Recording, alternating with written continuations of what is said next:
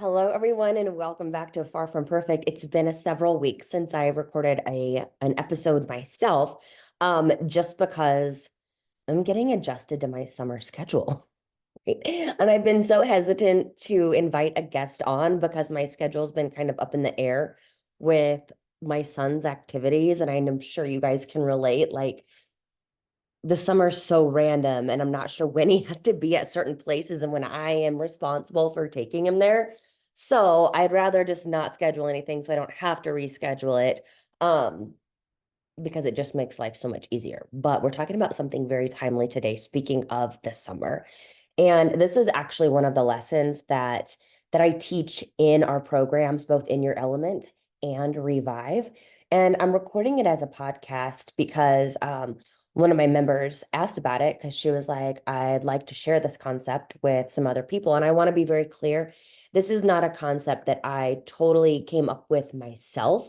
It is part of the certification that I've gone through with precision nutrition. I'm a PN level 1 and a level 2 certified nutrition coach. And I love their programs. I think they're great. I know a lot of you have a passion for nutrition and fitness, and you'll ask me, like, what certifications do you recommend? And while there are some great ones out there, and like Coach Amber, she's got her master's in nutrition. I like the precision nutrition course just because it's so real life. And like the level 2 course, I mean, it was so intense when I did it. Leanne has done it as well, but I'm so glad that I did it because I just learned so much. I actually learned more how to be a coach with that level 2 program, because that's the deal, you guys. You can do all the courses that you want, but you don't learning how to coaching is a skill. So just like, improving your nutrition is a skill and learning how to deadlift is a skill. These are all skills that we have to practice and we have to learn how to do. So if you are that person who's passionate about nutrition, wellness, and all of that, it's the first step is the course. But then after that is everything else. And I'll say something that that's been on my mind a lot lately. Nutrition coaching or even like online personal training, that's not what I do, but doing that actual job is one part of the thing. Then you're in charge of sales, you're in charge of marketing, like how are you going to get the clients? So not only do you first have to get that initial know-how, do the course, then you have to market yourself and you have to get your first client. And then you have to learn how to be a coach. So, it's not as simple. It's not as simple as it sounds. You don't just do the course and then you have a boatload of clients, especially now. And that's actually going to be the next podcast that I talk about. But what we're talking about today is it's this concept of adjusting the dial versus pushing pause. And now is the perfect time to talk about it. Because what happens in the summertime or when people go on vacation, they say, well, I'm going to push pause on this and then I'm going to regroup when we get back. And that could be the very thing that is holding you back from making progress, because we do the pause thing when it gets inconvenient. Well, life is honestly just a series of inconvenient events, right? Okay, so my kids are out of school. That means I'm driving all over town, getting them to their activities while I'm trying to work and take care of myself. Well, the holidays are here. I've got family in town. Well, I got a work trip planned. Well, we're getting divorced. Well, I'm remodeling the kitchen. Well, like we are pushing pause so much that we've basically stopped. We've basically stopped where what we need to do is understand how to scale, how to adjust the dial. So this fresh start that we think we have, it's not actually the magic ingredient or the magic bullet that you want it to be. Because what did I say in January? What did I say in January?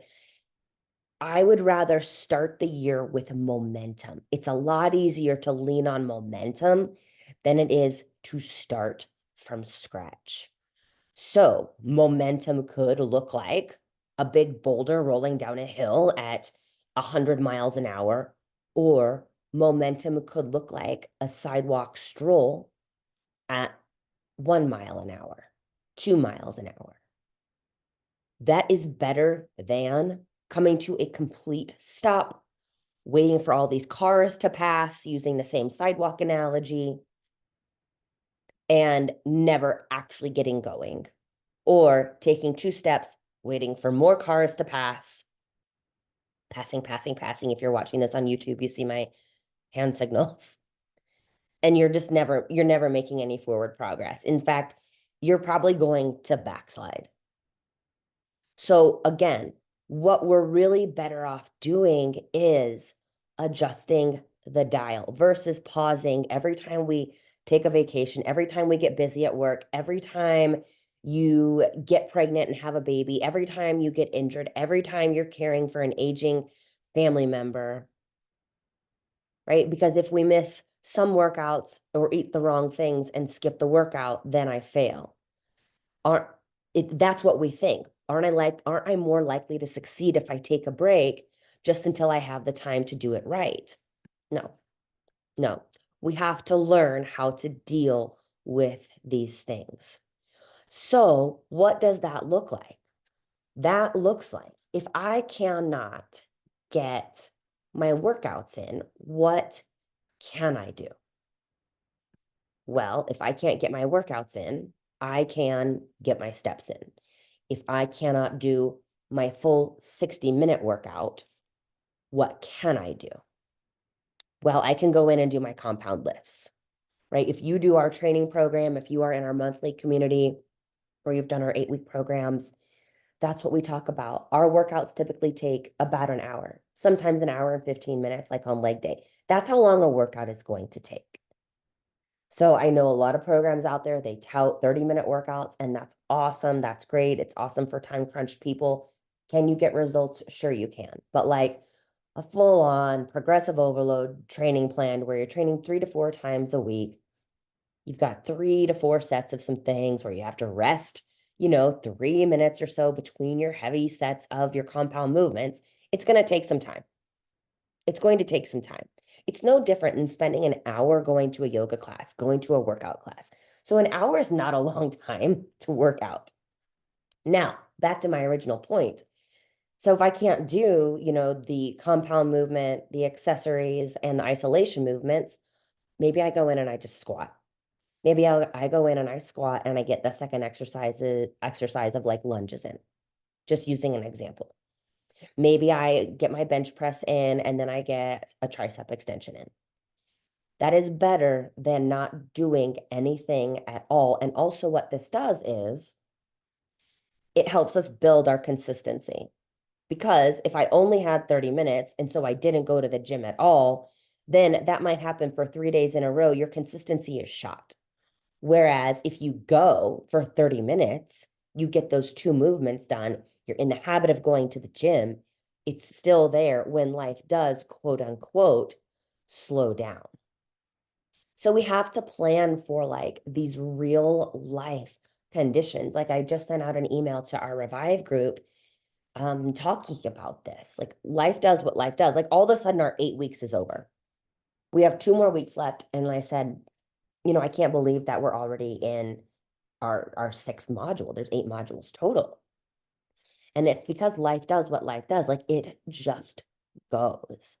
And you're not really going to get a handle on time, but you can learn how to use your time more efficiently. And that is what adjusting the dial looks like. So using some other examples, okay, if you're tracking macros, if I can't hit my macros, what can I do? Well, we follow a philosophy called the 5 habits, to where you, number 1, eat slowly and to 80% full. You can eat anything you want as long as you eat it slowly and to 80% full. So what does that mean? That means I'm not stuffed. That means I'm not eating an entire pizza to where I feel like I want to vomit afterwards. I can enjoy a piece of pizza, maybe even 2 pieces of pizza, and I'll have a salad with it. So that's what eating slowly and to 80% full looks like. I'm going to have protein at all of my meals. That's the second guideline. It's the second habit. The third habit, I'm going to have vegetables at all of my meals. So just because I can't hit my macros doesn't mean I'm not going to eat vegetables or eat protein. I'm going to position my carbohydrates around my workout. And then I'm going to have healthy fats at some of my meals. Those are our 5 guidelines. So just because we can't do it to a T doesn't mean I'm going to throw everything out the window, right? Don't throw the baby out with the bathwater. In every scenario you find yourself in, there's always a better choice. So when you are, my parents live in Kansas City. Let's say I'm driving across I-70 from Denver to Kansas City, and I have to stop in Colby, Kansas. Those of you that know that drive, you know the drive. So where am I going to stop? Am I going to stop at Sonic and get a hamburger and a milkshake and French fries? Am I going to stop at Subway and get a turkey sandwich? Am I going to stop at Chipotle and get a bowl with lots of vegetables, 1 carbohydrate instead of 2? Am I going to stop at the gas station and get a protein bar and some boiled eggs? Am I going to stop at the gas station and get a taquito and a huge regular Coke? Right? In all of those places, there is a better choice to be made.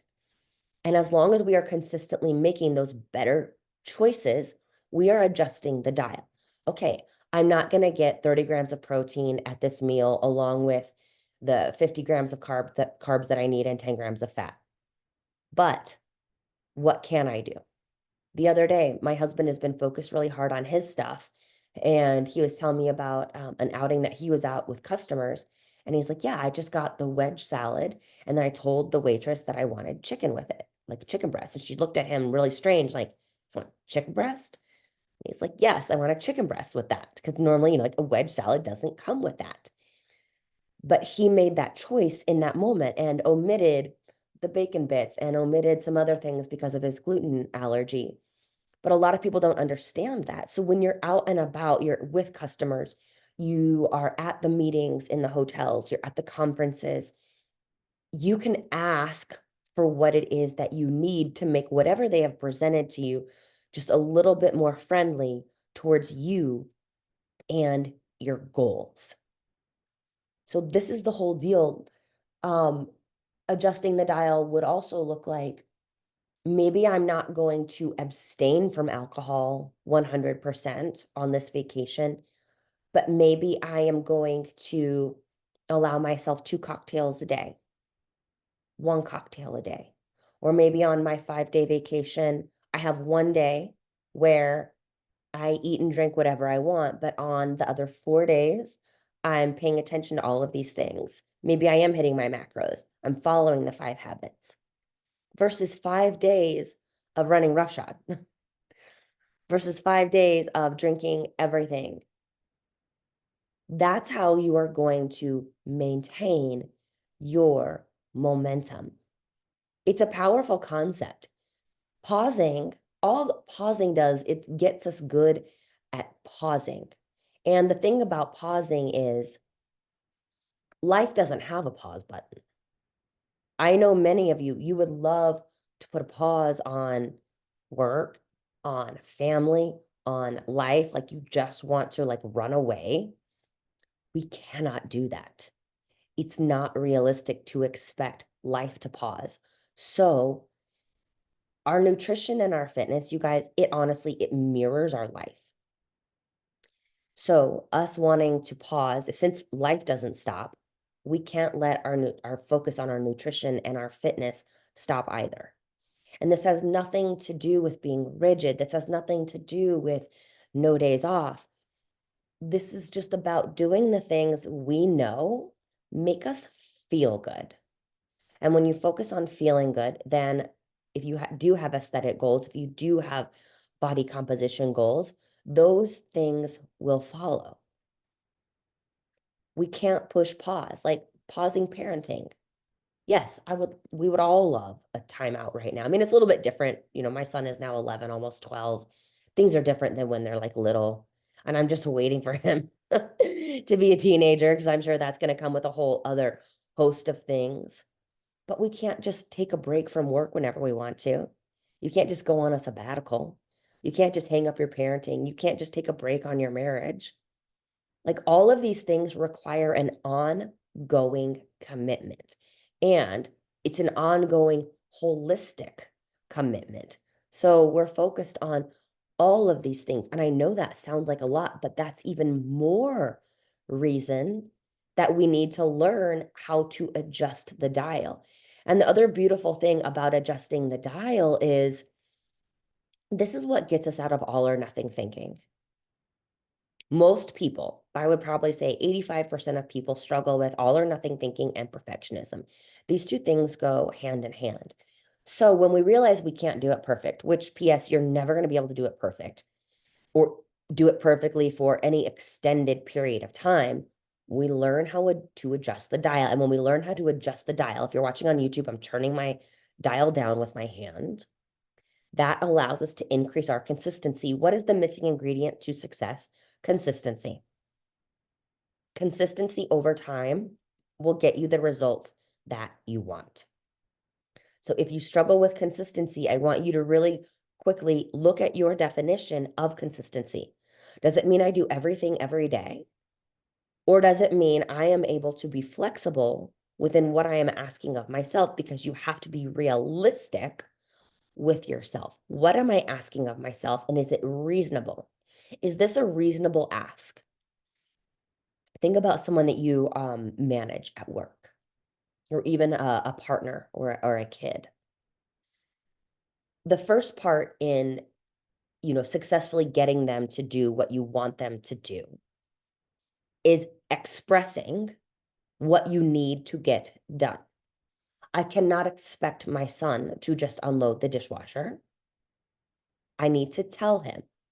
So does he know what to do?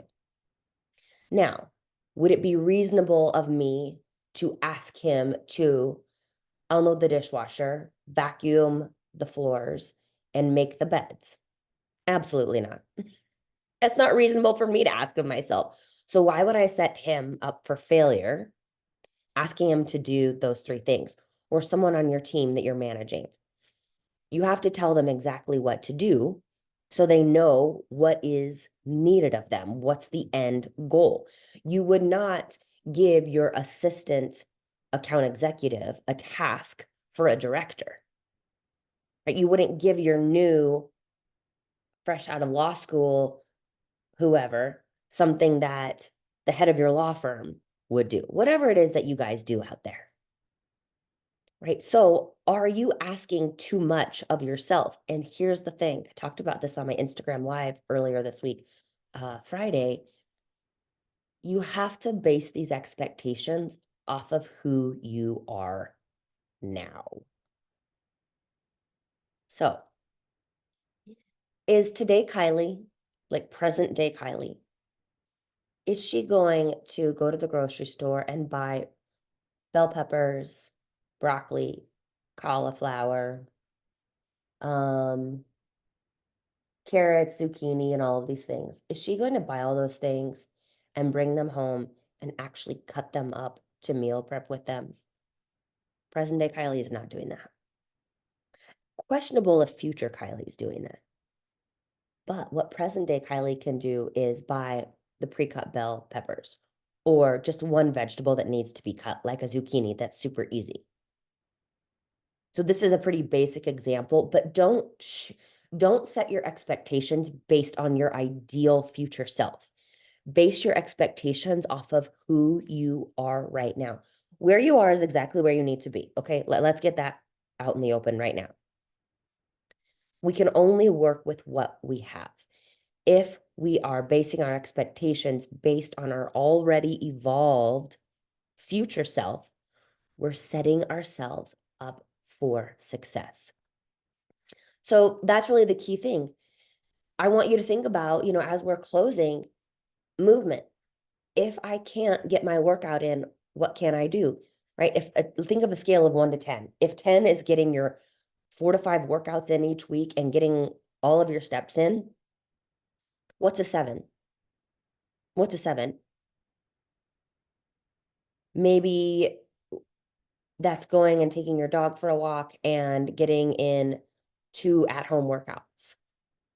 Maybe you're busy with taking care of your family and someone is in the hospital and you really have no time to work out. Then you park as far away as you can.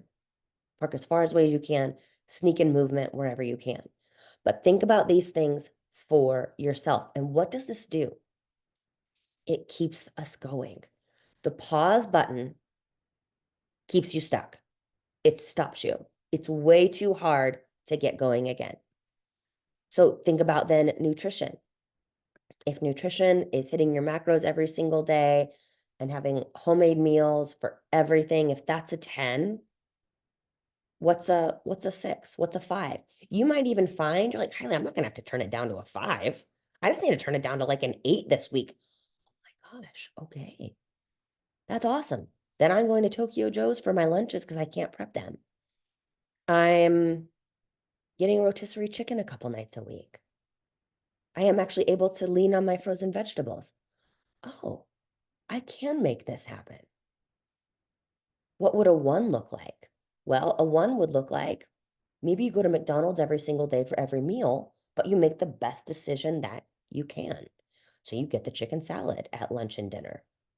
You get the egg McMuffin for breakfast. You don't get the French fries. You get a Diet Coke instead of a regular Coke. That would be like a 1. So as you're thinking about this, you might realize, oh, if I dial it down, I'm actually doing pretty darn good. So isn't it amazing to realize that you're doing better than you actually thought you were? But if you hit pause, you don't have that benefit. If you hit pause, what you're telling yourself is, I'm stopping this. And then you start again, and you're like, oh, I can't believe I have to start this again. I'm no good at this. I'm not consistent. Not the truth. You are.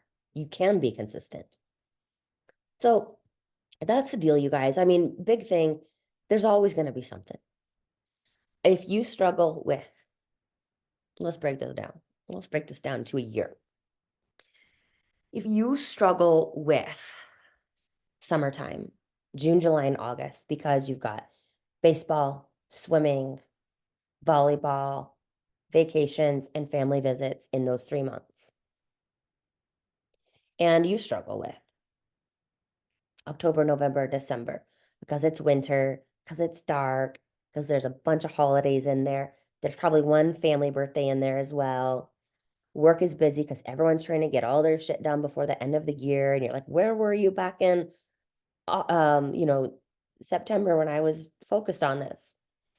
That's 6 months. We've got June, July, August added to October, November, December. That is 6 months out of the year where we've pushed pause. You're never, ever, ever, ever making progress if that's you. I'm sorry. You got to take a step back and look at this stuff. So that's why we have to learn how to handle the summer and the holidays. You can't just focus on your nutrition from January to March, January to April, and then September and October. You can't. You've got to figure this out. And friends, like the older we get, the less time we have to figure it out. Like we've got to figure it out now, because let's take another step back. So that's the year.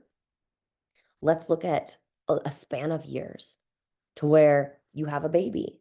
And then if we can't figure out, establish our healthy habits after we have that baby, and I'm not saying you need to bounce back or anything, but if you never take the time to start your exercise routine again, if you never take the time to focus on your nutrition again, like any weight that you did gain isn't going to go anywhere. And then all of a sudden you're going to be in perimenopause. So you spent all these years just like trying to catch up. We have to focus on this now because it's only going to get harder. None of this is going to get easier. You keep thinking it's going to be easier in the future, but it's not, because time is not on our side if the habits are not established. The best time to start is right now. That doesn't mean we're doing everything, and that does not mean we're doing it perfectly, but it means we are doing something. Because this is what I've noticed anecdotally, as many people are having kids later on in life. You had your full-on routine. You had your full-on routine when you were in your 20s and your 30s. You had way more free time. Your career ramps up. You have that kid later on in life, one or two of them, you know, in your mid to late 30s. oftentimes now early 40s, and then bam, you are hit with perimenopause and postpartum all at once. And if we haven't taken the time to start to build the muscle, to establish a strength training routine, to focus on our macronutrients, even though that's not essential, but you need to understand how to fuel yourself for your goals, you're just like, you're behind an 8 ball.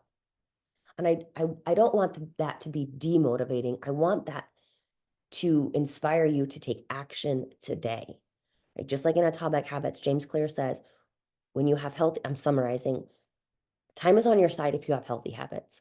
But if your habits are not healthy, time is your worst enemy because all this stuff compounds. Are you compounding the bad stuff or are you compounding the good stuff? When you look at it like that, you realize how much power you have. So, in closing, think about how am I going to adjust? How am I going to adjust the dial when my life is absolutely bonkers? So I was talking to a friend yesterday that I ran into at the swim meet, and this is a perfect example. I mean, this is not ideal. This is not ideal at all. Started a new job, had an issue with their house to where their basement was flooded and there was a mold situation. So they had to move into temporary housing, while having 2 active kids and all this stuff. Is that the best time to focus on strict macros? No. That is not the time to add anything else to your plate. But it's always a good time to find healthy sources of protein that we can eat at our meals. It's always a good time to incorporate vegetables. These things aren't requiring any more heavy lifting, right? I would never tell someone to add a 12-week transformation program onto their plate at that time. But I would say when the going gets tough, let tough take care of themselves because that's a lot on someone's plate. And eating crappy food, drinking a lot of alcohol or alcohol in general, and not prioritizing sleep or steps is only going to make it worse. These things that I just mentioned make you feel better. They give you more energy. And when your life is like that, you need as much energy as you can handle. So, I think health and wellness often gets boiled down into a look, and that's not what it's about. That's a different goal. Feeling good, having more energy, that's what health and wellness is. So just examine those things. Examine your definition of consistency. Examine if you are a perfectionist, if you fall into all or nothing thinking. Examine how can I adjust? Am I this person? Do I always push pause? And we'll go from there. I'd love to know what light bulbs went off for you. Feel free to send me an Instagram message, a DM, because this is what we talk about in my coaching. Fitness and nutrition is really not that complicated. The hard part is sticking with it. So no more pausing, dial it down, dial it up. And until next time, have a great day. Bye-bye.